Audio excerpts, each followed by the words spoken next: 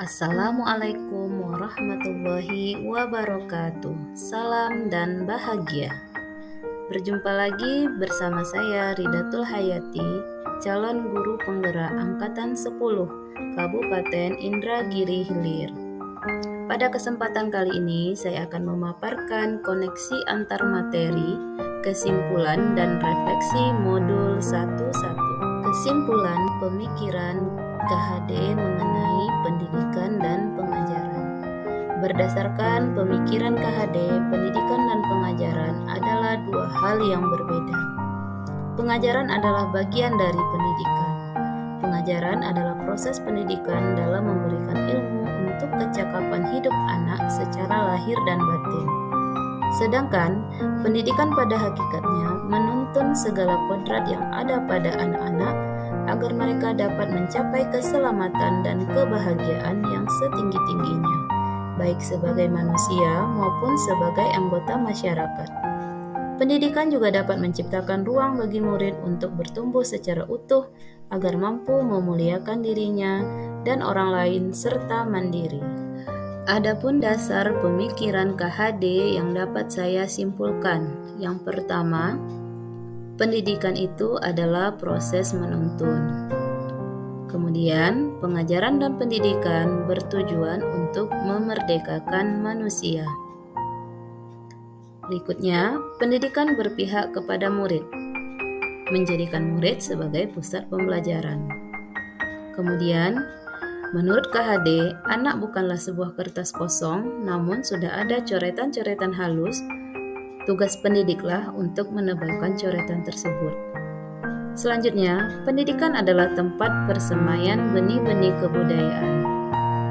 Pendidikan membentuk budi pekerti, watak, dan karakter yang diperoleh dari perpaduan gerak, pikiran, perasaan, dan refleksi.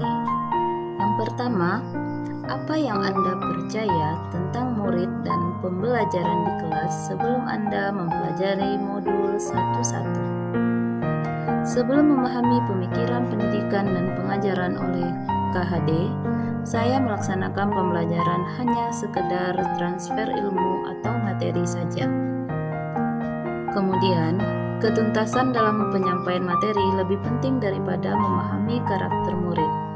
Saya tidak memperhatikan murid apakah benar-benar paham dengan materi yang saya ajarkan. KKM menjadi target pembelajaran. Jika nilai murid telah mencapai KKM, dianggap pembelajaran berhasil. Pembelajaran yang kondusif, tertib, dan disiplin menjadi fokus utama saya. Pembelajaran lebih sering berpusat kepada guru, murid hanya dianggap sebagai objek pembelajaran. Refleksi yang kedua, apa yang berubah dari pemikiran atau perilaku Anda setelah mempelajari modul ini?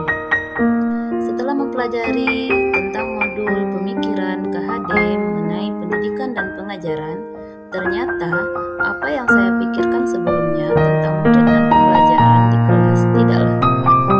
Pemikiran atau perilaku yang berubah dari diri saya setelah mempelajari modul ini. Yang pertama, melakukan pembelajaran secara menyeluruh, tidak hanya mengukur aspek kognitif saja, namun juga mengukur aspek afektif, psikomotor, spiritual, sosial, dan budaya. Selanjutnya, saya akan menjadikan murid sebagai subjek pembelajaran. Dengan kata lain, pembelajaran berpusat kepada murid. Dengan menjadikan murid sebagai subjek pembelajaran, membuat murid bebas untuk berekspresi, mengemukakan pendapat, serta berkreasi. Guru menjadi fasilitator dalam pembelajaran, memberikan kemerdekaan kepada siswa untuk memiliki kesempatan dan menggali sendiri ilmu pengetahuan yang mampu meningkatkan kualitasnya.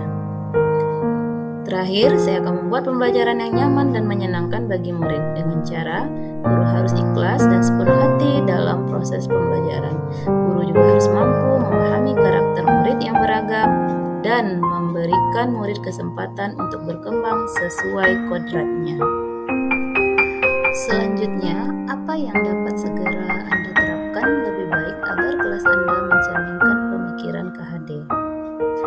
Adapun hal yang akan saya terapkan di kelas berdasarkan pemahaman saya mengenai pendidikan dan pengajaran oleh KHD, maka saya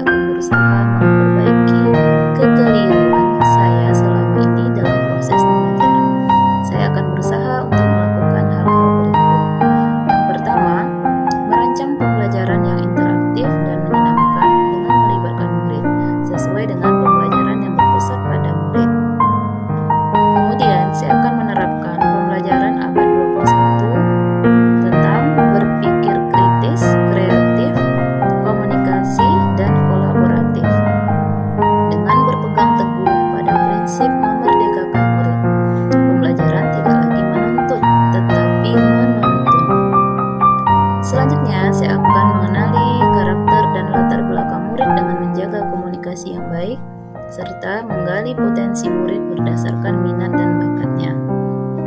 Dan saya akan menerapkan profil Pancasila dalam proses pembelajaran agar terciptanya budi pekerti yang baik pada diri peserta didik. Sekian dan terima kasih. Salam guru penggerak, bergerak, tergerak, dan menggerakkan. Assalamualaikum warahmatullahi wabarakatuh.